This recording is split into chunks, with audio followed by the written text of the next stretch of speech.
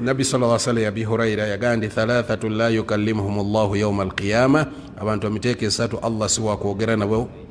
kuna kulinkomerero tebiri mu hadithi temujabira ba wala yanzuru ilayhim yadobatu nulako yadobatu kuza atenga bayine bonerezo byamanyi naga anti rajul ala fadli ma bifalat ye muntu ngali kuluzi ali kuluzi bwaba kuluzi nga yamna'uhu min ibn sabil amazzi ago nga agalemesa ibn sabil mutambuze agala kunywa ku mazzi nga la mafi